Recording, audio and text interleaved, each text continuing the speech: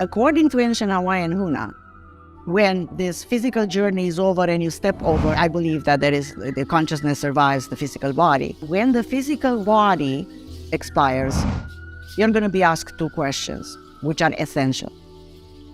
One of the questions is, did you learn enough? And the second question is... Today's guest is an author, multiple business owner, and is a master trainer of neuro-linguistic programming, Dr. Adriana James. When we are in control, the neurology of the body is perfectly adjusted to respond to the environment. Is that what you're sort of saying? Is about actually finding the fulfillment and the enjoyment in the journey? Each values level has a entry point. The second is you're doing it full on, and then it's an exit. You have to walk the walk, not only talk the talk.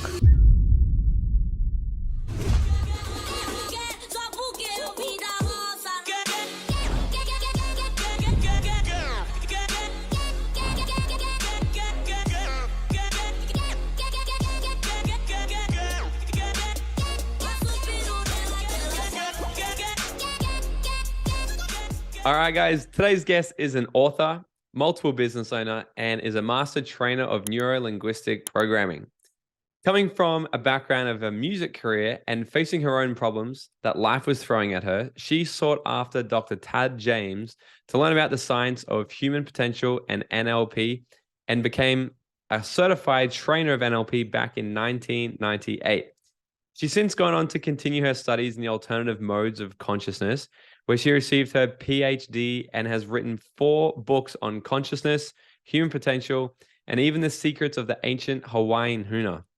So please help me welcome the woman who went from being a professional violin player who played all over Europe and Australia to now the director and head trainer of the largest NLP training company in the world, and having trained it now for over 25 years, my friend, Dr. Adriana James. Well, Morgan, thank you for having me. I really appreciate, and I appreciate your show and everything you do. You're doing a great job, my friend. Likewise.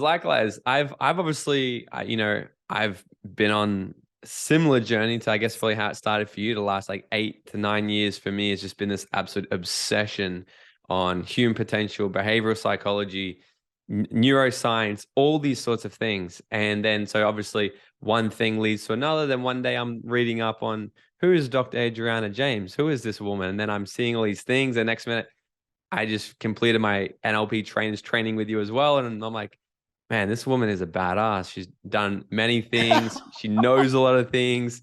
So we were obviously having a chat for such a long time before we even record this. So like, there's a million different ways we can go. But I want to start on, one thing that I actually am fascinated by you, Adriana, is all of the ancient learnings and stuff you've studied.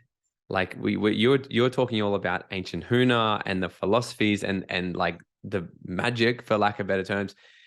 Talk to us. Can we start there? Can you talk to us about where did the fascination and where did the learnings, like where did where did it first come from for you to be like, I'm gonna start learning all ancient philosophies?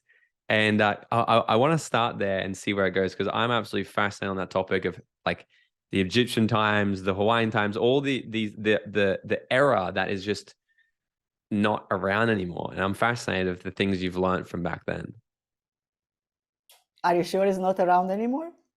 Well, dive in, teach me, tell us, let's talk about it. Because I just got back from Egypt as well, and that's why I think it's probably on my mind. I'm like, I'm fascinated about all this. Have you seen the Grand Pyramid? Have you been in the Grand Pyramid? That's the main one, right? The oldest one. Sure. Yeah, I think Cheops, I've been there. Yeah. Me too. Several times. It's an incredible experience. How did it start for me? You're gonna laugh, but this is funny. So here I am, 9-year-old. I'm growing up with my grandmother, and one day I remember very clearly. I have such a vivid memory of this, and I went to her and I said, "Grandma, what's this life all about?" And she looks at me like, "What do you mean?" And I go, "Yeah, we're working to build walls around us, to have a nice house to live in, to have a nice car, to have a nice vacation, is this all about?" Now, my grandmother was a very down-to-earth natural healer. She didn't know how she was doing it. but she knew the secrets of herbs. She knew the secrets of, energy and so on and so forth. She was simply doing it. She didn't know how to explain what is it. So she didn't have like with doing NLP, we have a series of steps. You do this, and then, you get that result. No, she didn't have any of that, right? So that started me. And I was a normal child. I continued, with my violin career, because I started very early doing music. And then I stumbled, when I was in my early 20s, on a book, The Ways of the, what was it, the warrior, what was it now, the name of the book? Something along those lines. I can't recall right now. And again, it was about something that the mind does something. And unless we know the mind and we know how this thing that we call the mind operates, we can't change anything. And the journey that we have here is in this physical body and this reality is a journey of growth and development. And I go, okay, that's easy for me to understand. It's normal, yeah, right? But what is it about the mind? So I continued it with my studies. I continued with my career. I changed countries several times. And then about maybe 28 years ago, whatever, I went to, you're going to laugh, Morgan. I went to have a tarot reading. I was in Sydney, in Australia. And because, I wanted to know my future. Little that I knew at the time, right? And so the lady that was supposed to do the tarot reading for me was busy. So I'm waiting in a mind-body healing center, like one of those things in Sydney, right? And they do hypnotherapy, they do energy work, they do Reiki, they do yoga, they do all sorts of things, like one of those centers. And here is this lady that I'm waiting in the lobby, and she comes and talks to me.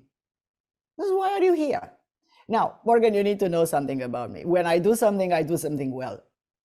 I mean, I won't bother to do a mediocre job. Why bother? I mean, if you bother to start something, do it well. Do it to the best of your capabilities, do it well. So, but I'm very good also at complaining. I was. So for about 45 minutes, I complained to this lady. I don't like this. I don't like that. I don't like the other. I don't like the people. I don't like the house. I don't like my relationship. I don't blah, blah, blah, blah.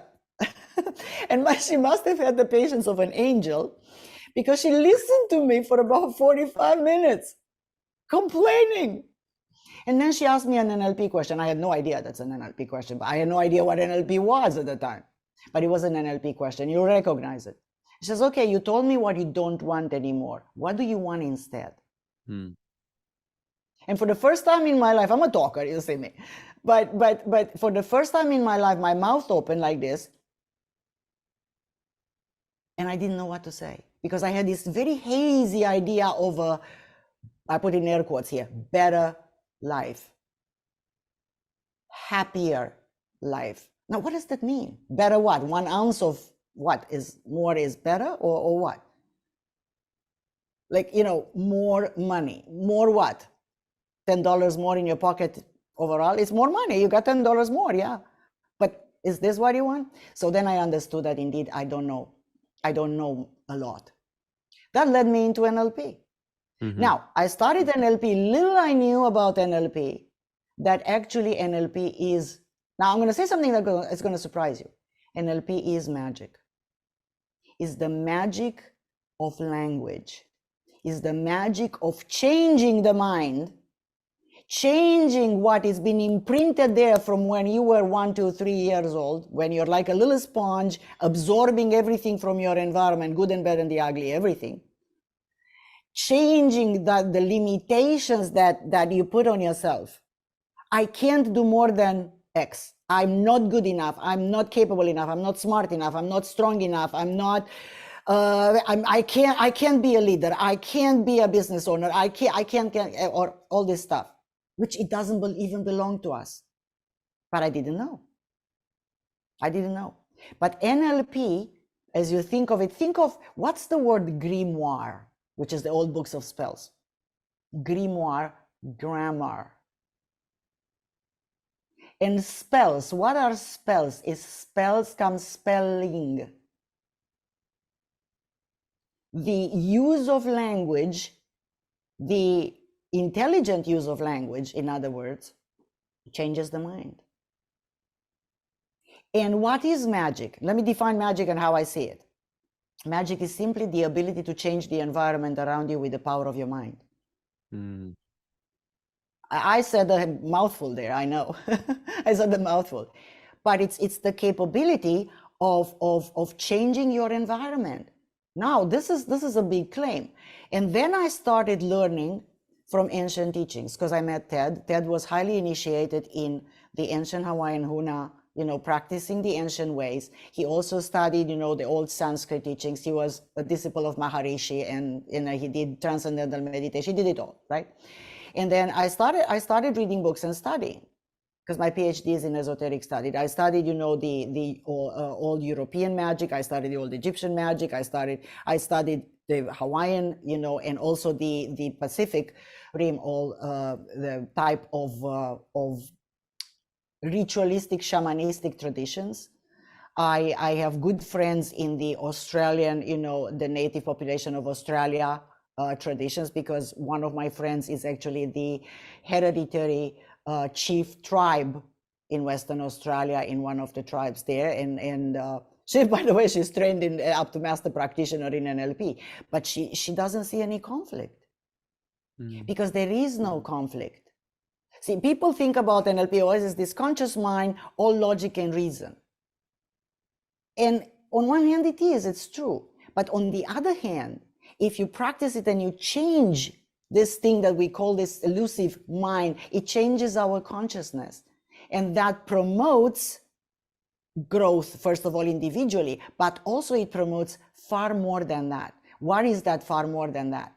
It promotes the expansion of consciousness further into the invisible. See, I like a metaphor that a professor at the University of Southern California, and working in neurophysics, his name is Don Hoffman, and he has a metaphor in which he says, all we can see with our 5 senses and limited perception, is like the icon on the screen of the computer. You click on an icon and it opens this thing, and then you do whatever you need to do. You open this app and so on. You see the icon, but you don't see what's behind that. What makes that icon open that program and do whatever you want it to do? What is the hardware? What is the everything? It says, and that's the metaphor. It says, human beings, with our perception, with our 5 senses, which are very limited in nature, we can perceive only the icons on the screen. We have no idea what's behind that. So that's fascinating to me, because there is a correlation between that and the ancient teachings. The ancient teachings says just simple words to describe the same thing. So that's how the two are one and the same in my mind. It's just different avenues to do the same thing. So what is what's been the most fascinating thing, or what's something that we as humans right now in 2023, what's something that we could actually take and like a great principle, a great way of living, a great way of treating people and ourselves, or in your opinion, what's something absolutely just fantastic that we could take from the way that the ancient Egyptians or Hunas or Aboriginals or the whole ancient generation did things? The first thing that comes to mind, and it's just the first thing that comes to mind, probably I have a bunch more to say, but this is the first thing that came to mind. This old adage, the old saying, know yourself, actually is know thyself. And people go, yeah, know myself. How do you do that? What does it mean? Because we are, as you said, 2023, and intelligence is not about knowing everything without question. Intelligence is the ability to question everything you think you know. Wow. Very different approach. So to me, it's okay, the process of knowing ourselves. Who are you? Who are you really? And when you ask people this question, they'll say, well, I'm George, I'm Anne, I'm Mary, I'm Caitlin, and so on and so forth, right? No, that's not who you are, that's your name. Oh, I'm a father, I'm a mother, I'm an engineer, I'm a doctor, I'm an IT engineer, and so on and so forth. No, that's your function. That's not who you are. Listen, the English language tells us this, speaking of language, right? I have a hand, I am not hand. I have a heart, I am not heart.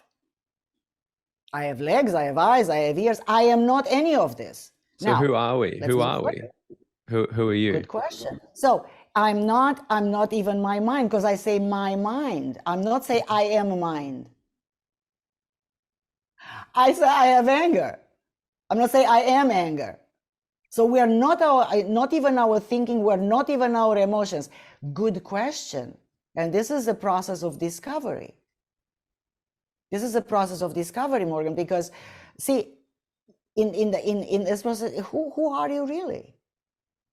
And no matter what answer comes to mind immediately, you're more than that. And then you have another answer, and then you actually are not even that. You're more than that. And that's a journey of discovery, which doesn't happen overnight. But to come back to the question you asked, the process of knowing yourself, that's the process that promotes one, pushes one to growth, to self-development.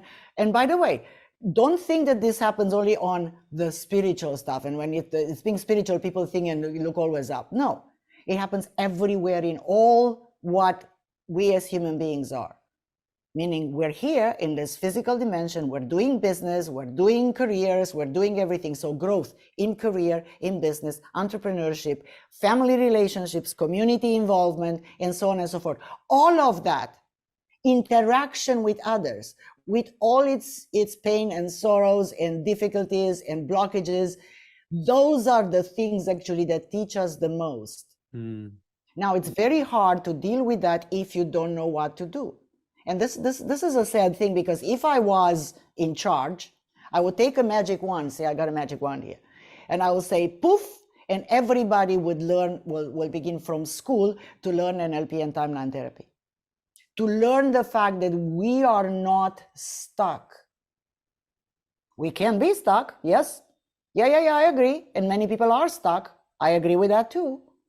Yeah, and a prep talk and a nice rah moves us off that position. But if we don't change something inside, if we don't change what inside specifically, so if we don't change our beliefs, our decisions, our attitudes, our motivations, our values, our meta programs, these are NLP jargon terms, yeah, but which are internal filters, right?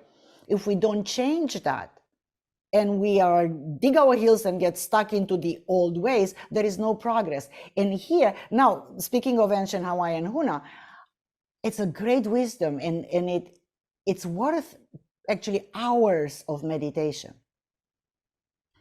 Because according to ancient Hawaiian Huna, when this physical journey is over and you step over and I believe that the consciousness survives the physical body. So let me put it forward from the beginning. I'm not a scientific materialist to say, okay, I'm just an accident, a blip in the universal thing, and when I die, goodbye, nothing. No, I don't believe in that. But I believe that consciousness survives. But when the physical body expires, you're going to be asked two questions, which are essential. One of the questions is, did you learn enough? And the second question is, did you love enough? Think of that. Yeah. You were talking a lot about change, right? And this is the thing. And one time I was speaking somewhere. I was speaking somewhere and I was talking. I think I opened something like, how many of you want to change, or who wants to change, or something like that. And I get off stage and somebody says to me one time, they're like, Morgan, you shouldn't say that. You shouldn't say who wants to change, because no one actually wants to change. And I thought about it for a second. And I said, no, I think that's bullshit. I think this is my opinion. So I'd love to know what you think here. I'm like, my opinion is people who are fixed in their ways, closed-minded, they're fixed mindset, and they actually believe their story that they are who they are. They cannot improve. They cannot get better. If they weren't part of the lucky sperm club when they were born, then they'll never succeed, never have everything they want. And if they believe that, then of course they would never want to change, because it's scary. But I believe that people who love growth and they're growth mindseted and they're open-minded and they want to experience and they want to evolve and they want to tap into their highest potential, they love change. Because sign me up to anything. If someone's like, hey, you want to change? I said, yeah. Ooh, what else can we get to? Like, what's that next low? I love it. So talk to us about why do you think some people would be resistant to change, and some others be absolutely just obsessed with it, like obviously you and me are. I find change interesting. I find change exciting to me. It's like, as you just said, what else is there? How can I, achieve that? How can I improve? How can I grow? How can I become better? And in the process, the paradox is people will say, oh, but that's so selfish. No, because in the process, I transmit that and I interact with others as well. You see? It's not just for me. It never works that way, in my world at least. So how come that some people are stuck? This is the easiest way to explain this, or to refer to it, to answer your question, is to refer to what I call values levels. Yeah. Which, I know quite a bit about values. I pretty much wrote the book on values. Yeah. And and so there are different ways of thinking on the planet today. 7 are acknowledged, opening up 8 and 9 with all the change and transformation that happened. Let me begin by saying that every one of us, no matter where we live on the planet, I don't care whether you're in Asia, in Australia, in South America, North America, in Europe, we all go through a massive process of change. Yeah. The good old times are not coming back. Sorry, if you're a believer and you wait there for the good old times to come back, they aren't. No, the change has started for a while, and things are moving at a breathtaking pace. So the easiest way to respond is that out of these different ways of thinking, the fourth one, which I call the fourth values level, represents people that feel threatened by change. They cherish certainty. They cherish stability. The unchanging world. We figure out how the world works, and here is the change. Now, let me give you an example. So my own father, when he was alive, he was afraid of change. He found change so threatening that he actually didn't move from the apartment he lived in, where he moved in the 70s, and until 2 years ago when he died, he didn't move out. Because that much of a change, to change his location from where he used to live into a new place, he found threatening. I invited him so many times to come and visit me in the States. Oh, I want so much to come to Las Vegas. I would like us, Henderson is Las Vegas, right? Yeah. I would like so much. I said, Dad, get on the plane. I'll buy you tickets and just come over. Too threatening. Oh, no. It's such a journey. No, what would I do? I don't know anything about that place.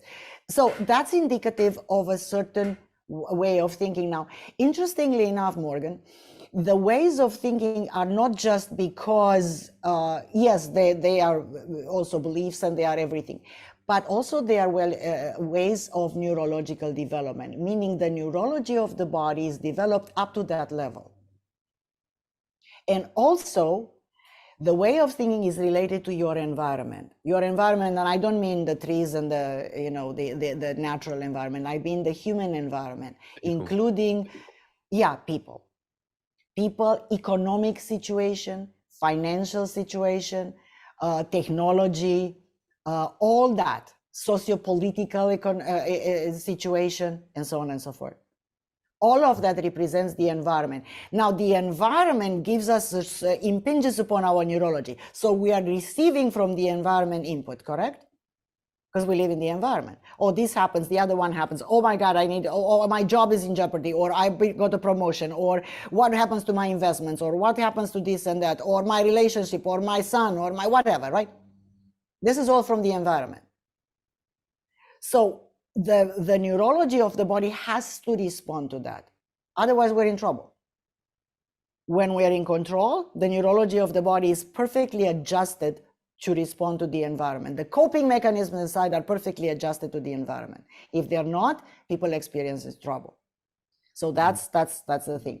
And the thinking also, the mind, the way we think, the beliefs, the values, the attitudes, everything that we have also contributes to that, what I call the way of thinking. Pardon me. Right? So therefore, if I was you, and I'm not you, and it's just my opinion, Morgan, you may want to approach different audiences differently. So when you have people we go, I found change threatening, you go, this is not about forcing you to change. This is not anything about change. But here is what I present to you as a possibility.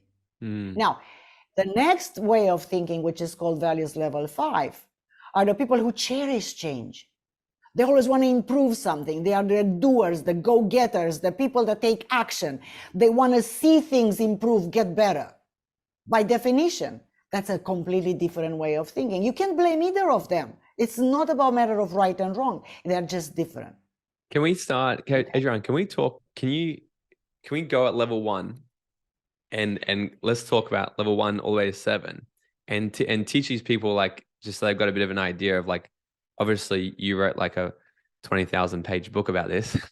Not really, but an amazing book right behind you, which is right.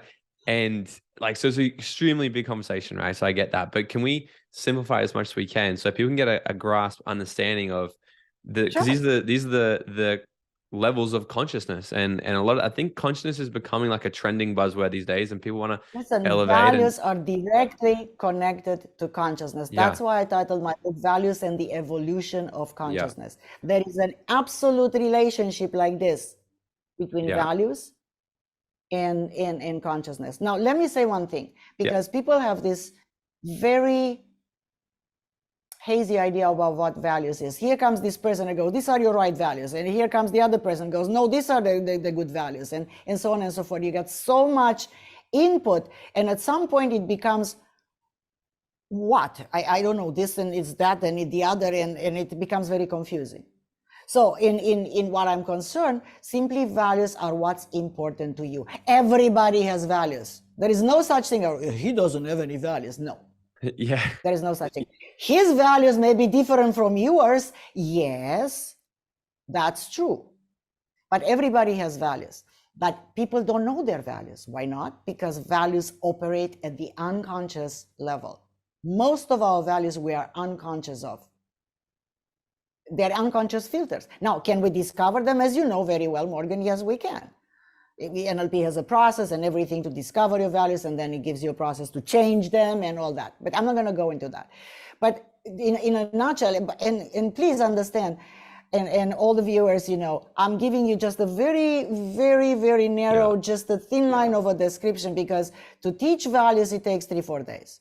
Yes. To go in depth in each values level. No, seriously. Yeah. So please understand, this is just a little, tidbit to describe values level. So let's start from values level 1. Values level 1, it was, I don't know, maybe 100,000 years ago or more, when we used to live in the forest in very small bands, more like animals. Like when you have families of animals, like families of lions, for instance, the same way. And at that time, think of human beings as being absolutely more like any other mammal. So only 4 things were important for survival. What is it? Fighting, fleeing, feeding, and sexual behavior. Right? The 4 F's. These are important for the survival of the species. Yeah. That's all. No consciousness of self, no consciousness of here's my cousin or my mother, none of that. Now, progress, next values level, is values level 2, when people are coming together in tribes or clans. And we still have values level 1, we don't have on the planet, unless you have, a few years ago I researched, and they discovered in the Amazonian jungle some families like this, which lived in the jungle, and I did see that actually. Yeah, there was drone footage just recently actually of this little tiny, and there's like the full, and they were like, it was wild to see. But if I was to assume, I'd probably say values level 1. Yeah, but we don't encounter values level 1 in our daily life, for sure. No. Then values level 2 is still present, funny enough. So it's still present in the idea of tribes. But see, when we say tribe, it's interesting because it's also the idea of clan. So there are small towns where everybody knows everybody else. Or there is the idea of the extended family. You know, all my cousins, my parents, my brothers, sisters, my cousins, my second grand cousins, and you know, the aunts and aunties and all of that, you know, and you end up with 85 people. That's your clan, right? So then that's values level 2. And in values level 2, interestingly enough, it's a consciousness that refers to that as the authority figure and as the safety net for survival. When people live inside their clan, they refer to them for everything that relates to safety, protection, security, and survival. Values level 3 now is the individual that breaks free from the clan. Usually these people are called the black sheep. Yeah. They refuse to follow the traditions and the taboos of the old. They break free. Usually they're people that go make a career on their own, and the first time values level 3 offers the consciousness of self. Now the person recognizes, I am different and separate from all these people that are my family and my clan, and I have different beliefs and I different, you know, approaches to life, and I'm going to go conquer the world. It's a pretty aggressive type of values level. And not because these people are ugly or less intelligent. By the way, values levels have nothing to do with intelligence. You can have a super intelligent values level 3 and a super dumb values level 6. So it has nothing to do with IQ. It's neurological, right? So how does the whole of you react to the idea of survival? And in values level 3 is like, I'm going to conquer the world, I'm going to conquer everybody, I'm going to be the best, the meanest, the toughest, and I'm just going to make it. And you can see this attitude many times in business. If you look at some even transnational corporations leadership who has this attitude, you can have this, you see this many times in sports. I'm just going to kill them, right? And competition in business. I work with a client from Iowa in the United States, and his words were, because that's why, you know, it's important to hear the words. He said, I killed the competition. He did. He worked in construction. He had a fantastic business, and he killed his competition. He was literal. It was a good values level 3. Yeah, values level 4 now is very different. Here, the person, this is no more of anything that was in the past, but here's the person when he's completely 100% and totally obedient to a system. Now, what's the system? It could be any system. It could be a religious system, Christianity, Judaism, East Indian based Bhagavad Gita, Vedanta, Islam, you name it, whatever system it is. Or it could be a system as the corporation. Yeah. Government. Who has a system, or it could be absolutely all the governments in the world are values level 4. As institutions, now you have individuals inside that could be different, but as institutions, are the governments values level 4 or like with 3? Oh, individuals inside could be 3, absolutely, right. And they are. Yeah. That's why I'm saying, as a structure, as an institution, is values level 4. It offers a system and as a book, as a manual. Because all the rules in values level 4 must be written in a book. And the individual that does full-on values level 4 is simply obedient to the system. Why? Again, because survival in this person's minds is assured by obedience to these rules and regulations. Because if I'm good and if I obey, the government will take care of me. Or this religion will take care of me, or this whatever. Yeah, but it's always this absolute obedience, believe and do not question, right? The old thing. Yeah, most of the Western world, by the way, is somewhat in values level 4. What's up, Dream Nation? Have you ever wondered how far ahead your life would have already been if you had got access to this type of content at a younger age? Look, this is why I need your help. I'm trying to build the #1 personal development platform out there to teach you guys the tips, tricks, and attitude of what it takes to live your dream life, and to bring the type of education that we all wish we had in school. This show only grows by word of mouth and new subscribers, so it would mean the world to me if you could smash that subscribe button right now, leave us a 5-star written review or drop a comment below and share this episode with a friend, I would be forever grateful. All right, now let's get back into this episode. Yeah, and this is where like a lot of it would, is it right by saying a lot of people, when they feel trapped or stuck, they're more so here because isn't this really bound by guilt from the past and fear of the future? Yes. And the worry and Guilt stuff. is a big negative emotion that belongs to values level 4. Shame is a big negative emotion connected to values level 3. Guilt is very much values level 4. And also the belief I'm unworthy, I'm not good enough, I'm not capable enough. You know, I'm just a little unworthy creature. Still belongs to values level 4. Now, values level 5, which I hinted at before, is the entrepreneurial type of thinking. It's the person breaks free out of that, goes, no, I've been obedient to all this, and look, I barely make it from month to month. I have a mind on my own. I'm going to train my mind. NLP's been born in values level 5. It's been born in values level 5. Because now we studied this thing that we call our mind, and I realized that, oh, with my mind, I can change something. I can change my behavior. I can change this, and I can achieve what I want to achieve.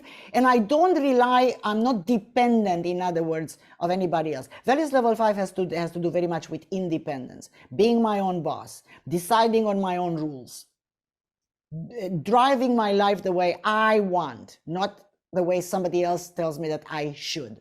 Very big difference. Very, very big difference. And I use the words advisably. Yeah. So 5 is very much into private ownership of a business, very much into, as I said, independence, freedom of your own thought, creative thought, possibilities, go do it, go-getters, not sit on the fence like, you know, its predecessor. Values level 6 now, of course, 5. What's the difference in 5 and 3? Because I know that they're quite similar. Right? So for somebody, for perhaps someone listening to this, and they're like... 3 is very aggressive. Actually, if I was to say directly, values level 3s are the best liars, cheaters, connivers in the world. No, seriously. They have an attention span that's very short. And here is why they are good liars. They don't have, first of all, any other strategies in terms of complexity of their thinking of interacting with the world. They are pretty paranoid. Like every person they interact with, what do they want from me? I better be more powerful than them because otherwise they'll take me down. That's an unconscious type of thinking. So they're very aggressive, could be physically aggressive as well. So it's this aggression. It's also hormonal.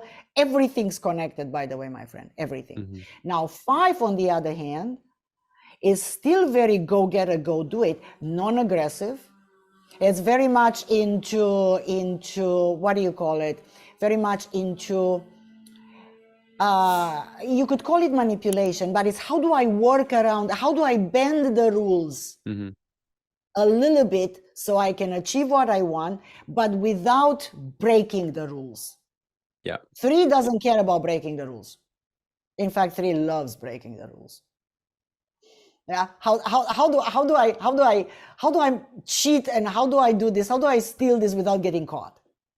You know, 5 doesn't do that. 5 is more like white collar crime, if you want, you know, like I manipulated the stock market here and I just defrauded my investors, but it's okay. I kind of like, I get a bunch of lawyers and you know, it doesn't always work, but it works in many cases as we see. Yeah. So that's 5. Yeah. And each values level, by the way, has good parts and bad parts. There is no such thing as, oh, this is good and that. Each and every one of them has really good parts and really bad parts. Yeah. So then values level 6 is when the entrepreneur goes, hold on a second. Who am I really? Is it just because I've been go, workaholic all my life? In Japan, by the way, the good values level 5, because I taught trainings in Japan for about 7 years, right? So I got to know a lot of business people there. And they are so business driven, but very successful, by the way, but so business driven that I don't remember the name of their kids. Because there's work all the time. I arrive home after the kids are asleep and I leave in the morning before the kids are up. And I work 7 days a week, and it's an enormous success. The ones that are successful, they are really successful. But there's a price to pay. And such a great business person that has achieved the top of the mountain, and they're now in that they can produce as much wealth as they want, and so on and so forth. One day they wake up and they go, hold on a second, I am respected, I'm appreciated, but I don't have any friends. All my parties are business parties. I'm alone. I am respected and envied, but people don't like me because I became this very cold-hearted, very much into figures, numbers, and all this, extremely capable person. I've done lots of things to my company to change the world. I brought to the world this technology, this thing, the other, right? I'm talking about the good part of values level 5. Our values level 5, they bring to the world stuff that's not good for the world, sure. Yeah, absolutely. But I'm talking about the good business owner, Is there a way of transitioning? Is it like, is that the only way for the people listening to this? If it's like, oh my God, so I have to go through, because I think I had this talk with you last time we were in person. I was like, Adriana, I'm really like 5 and I love it. Like I love it. And you were like, well, 5's love 5. Good. And I get it. Yeah. But Yeah. when you're talking about like, the one day they wake up and it's like, don't know if it's their kids or they don't have the friends and all that. Is there a way to like get the learnings like right now and be like, oh, I'm just gonna be aware that, hey, I'm not gonna give up who I really am along the way. And is that what you're sort of saying? Is about actually finding the fulfillment and the enjoyment in the journey versus trying to achieve this land of happiness? Is that kind of what you're saying? Or What's the way you're asking? yeah, well, like So is it possible let to me give you the rule. Yeah. Each values level has a entry point. The second is you're doing it full on, and then it's an exit. You have to walk the walk, not only talk the talk, before progress can happen. That's true for every values level, so it applies to values level 5 as well.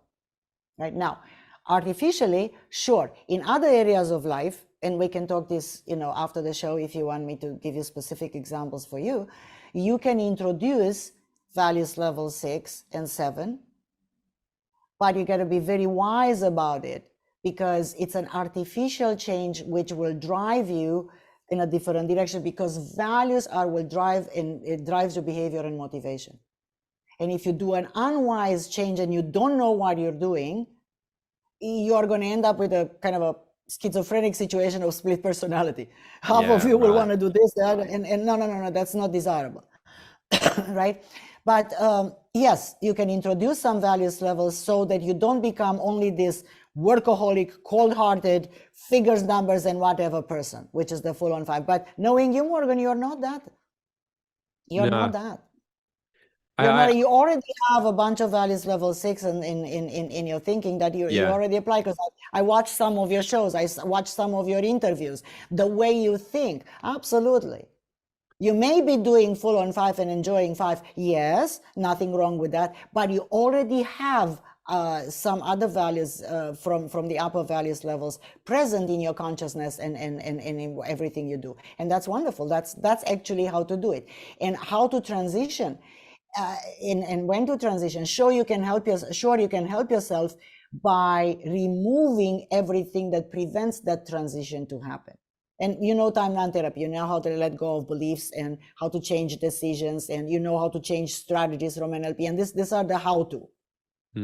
Yeah, but you need to be mindful of the consequences of what you do and expect your behavior and everything to change. And I think doing values level 5 nowadays, you are perfectly adjusted to the world, because the world moves into values level 5. Yeah. The whole world is a big generalization, and I'm gesturing here like this, imagining the planet. Yeah. Cool. So where are we up to? 6? Talk to us about 6. Yeah. What happens now? Yeah. 6 is like the people like Don Hoffman I mentioned before. People who are having extremely complex thinking. Yeah, extremely complex thinking, and they are usually in fields that push, kind of like a breakaway fields of endeavor, right?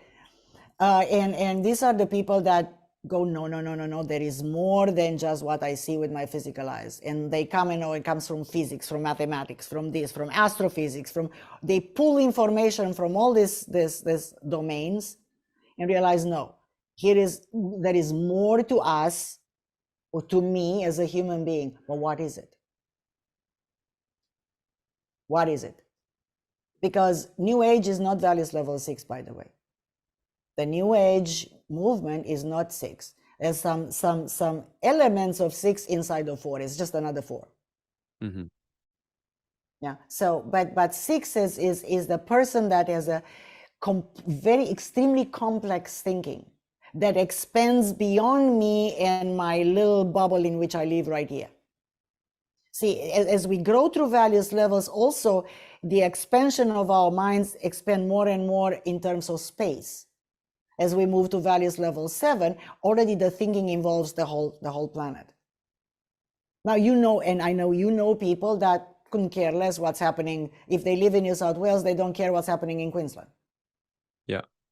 Not to speak what's happening outside Australia. Not to speak what's happening, so let's say South Asia, and then what's happening on the whole planet. Not to speak of what's happening with where are we, who are we as human beings in the grander scheme of things. Because I'm sorry, but to say, and it's my opinion and my belief actually, that there is other life in the universe. I think it's stupid and arrogant to think that we are the be all and do all of all the best, the only thing in the universe. No, there must be other civilizations. There must be other life forms, intelligent life forms out there. So who are we in relation to those? What are their technological advancements? How are they operating?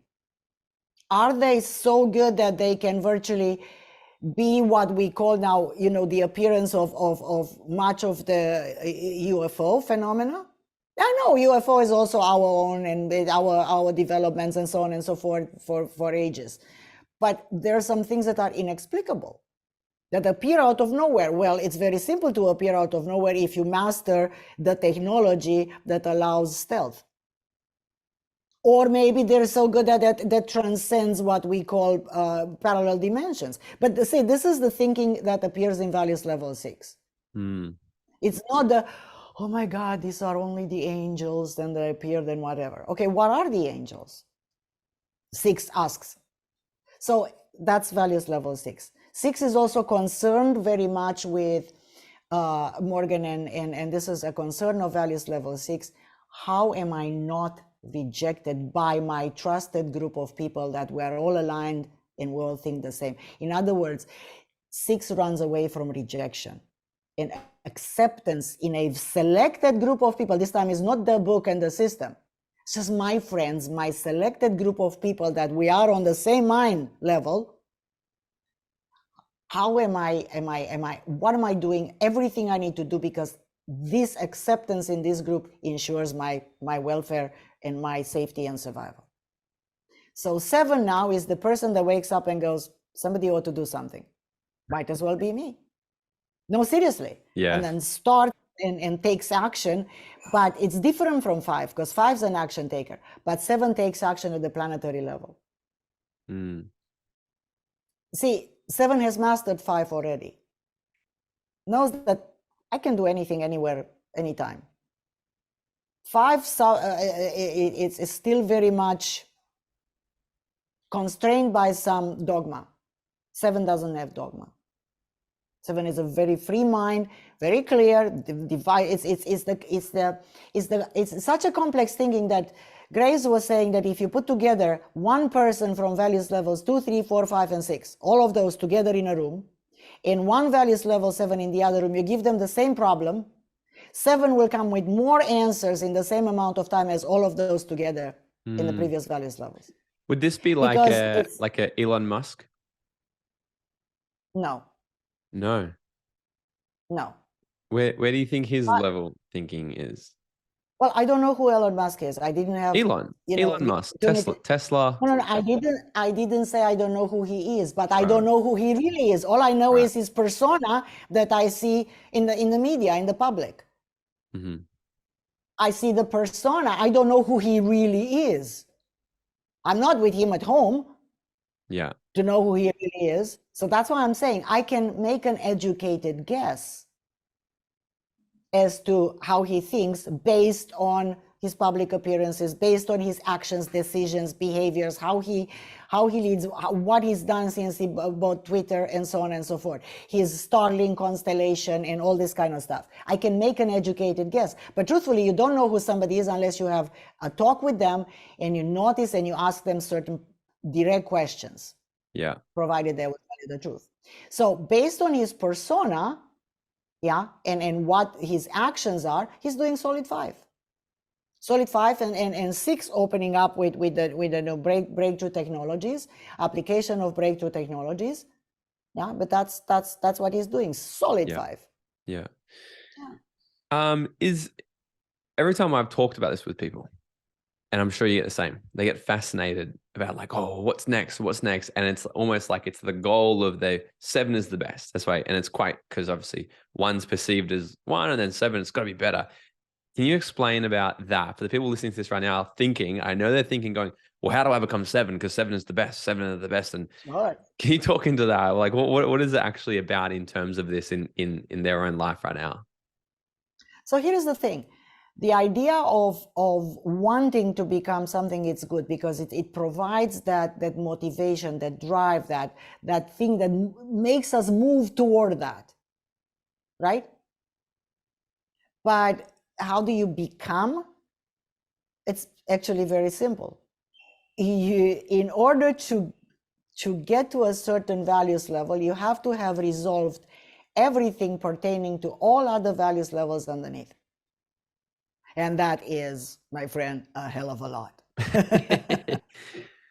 Yeah. And it presupposes this is where people miss the boat, because it presupposes that the neurology of the body and the brain grow to accommodate that level.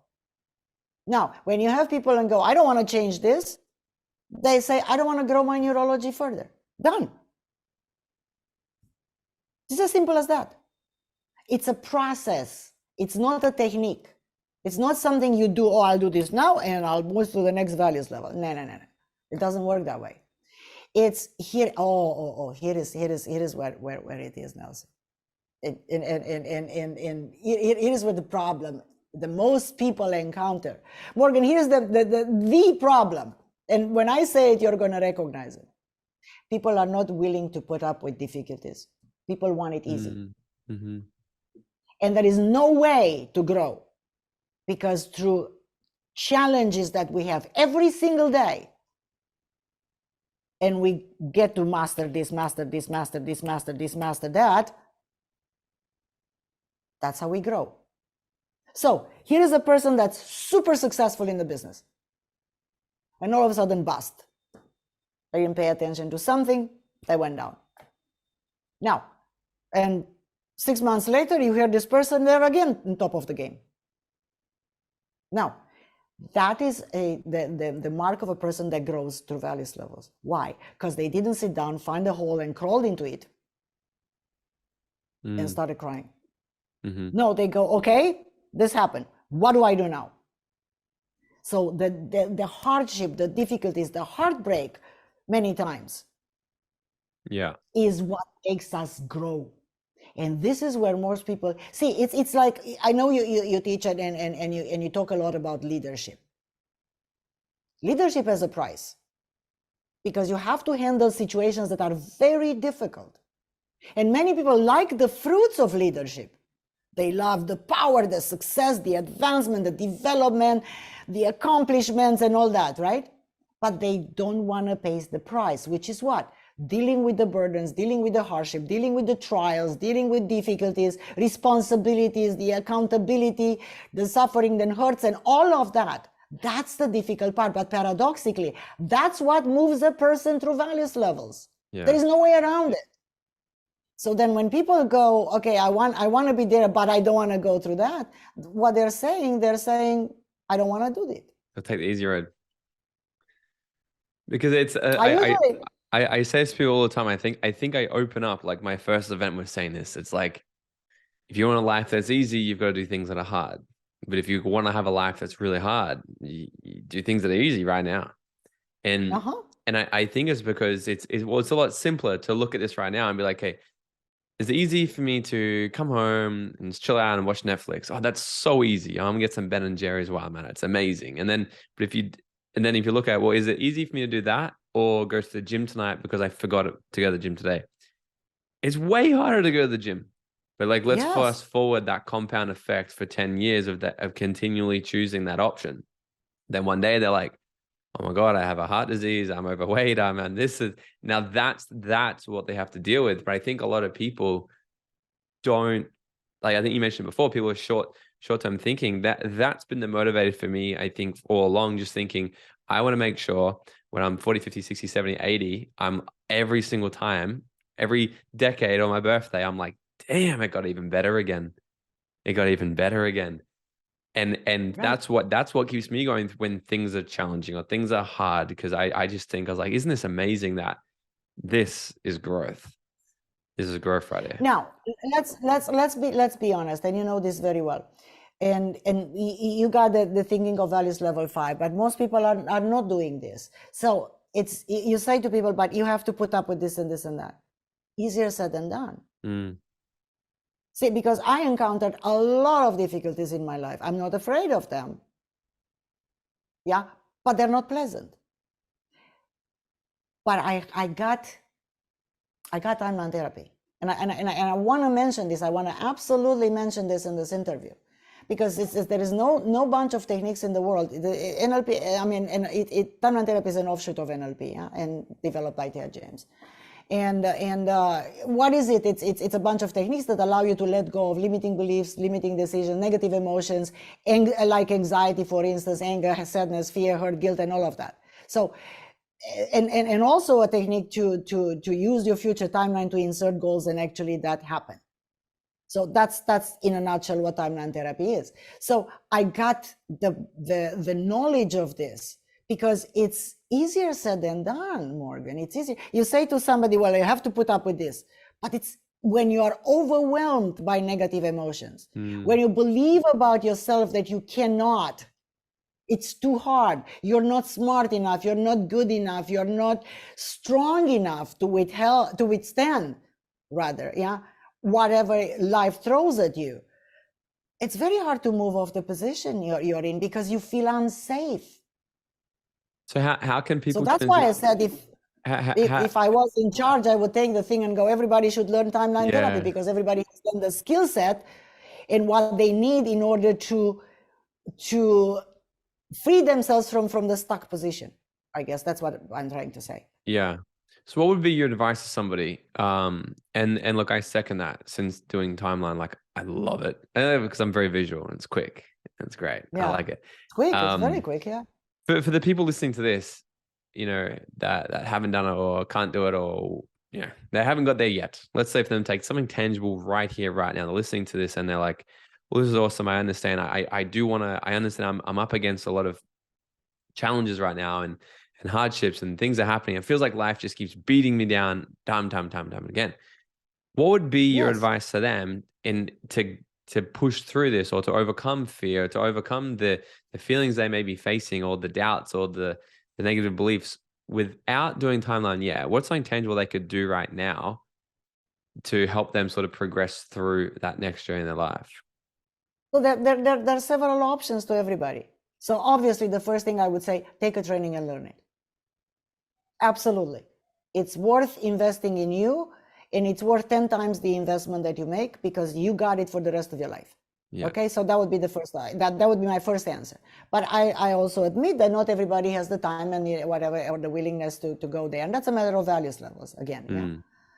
So then I would say at least buy a recording, buy a CD set, buy a whatever, and follow it from there, because you can do that. And that it's not so cost it doesn't require much, and you can do it whenever you want. Number 3, then, if that's not an option or not an interest for people, I would say then at least take out of your world or of your environment people who tell you what you can't do, and surround yourself with people that are supportive, people that are successful, people that are in the mindset of possibility rather than, necessity or the can't do mindset. Because those people, if you have around you and are supported in your environment, they'll drag you down. If you surround yourself, cut those naysayers out of your life. I know, again, easier said than done, because sometimes they're members of your own family. But surround yourself with, no, seriously. Yeah. But surround yourself with people that are pumping you up, supporting you, inspire you. You look at them and that they had this success and they go, how did you get there? What did you do? And they share with you what they did and then you go, oh, I can do that too. And then so how you learn, and so the way they think, it's supportive to you. It's a success mentality. It's a can do mentality. So that everybody can do that. And then discipline your life. Discipline your life. As you said, it's easier to sit on the couch and no, I'm just too lazy. I'm not going to go to the gym. Yeah, that's a matter of have your own will for what's good for you, because it's very easy to be lazy. Everybody can be lazy. Sometimes I like to be lazy. Everybody wants to be lazy, but I know, okay, today I'm gonna this afternoon I'm not gonna do anything. I'm just gonna hang out. Good, but I'm conscious of that. Again, consciousness equals awareness. Yeah, I'm conscious. I'm consciously and willingly taking this afternoon off, and I'm just gonna be lazy, hang around. Tomorrow I'm going back on my program and I get done this. I have a list, I have a to-do list, plus everything else that comes onto me, plus all the trainings that I do and all this stuff, and I follow that. Now it's hard. It's a matter of willpower and disciplining yourself, but the results at the end are absolutely worth, because your self-esteem increases, your results, your success, your everything, and then really practically, you have a positive impact also in your community. You have a positive impact on others. Life all of a sudden becomes worth living. You become like, I am somebody. I do matter. Look, this person has listened to my talk, or as in my case, has taken my training or whatever. Look what happened to them as a result of that. Their life changes and improves, and you go, I did something good. Now, what's that doing to your self-esteem? What's that doing to your sense of self? Because we started to talk about, ancient teachings and consciousness. What's that doing to your consciousness? You see, everything's interconnected and interrelated, but it starts with you. You can't sit on the couch, do nothing, and expect things to happen to you. No, it doesn't work that way. This has been amazing. I love it. I love it. And I know it's definitely such a different conversation from what we've usually had on here. So, Adriana, where can everybody find you on social media, follow you, and check out all the amazing things you have, get your books, courses, everything like that? So, Adriana NLP, that's my tag name for, most of the social media. So Adriana NLP. I'm on Instagram and on Facebook. And our website is nlpcoaching.com.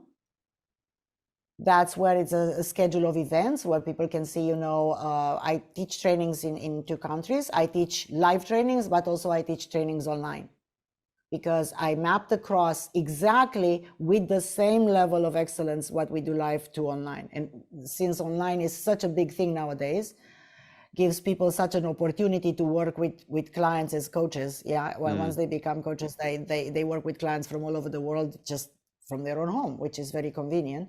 So I do trainings online as well. All the schedule of events for Australia and for the United States is there at nlpcoaching.com.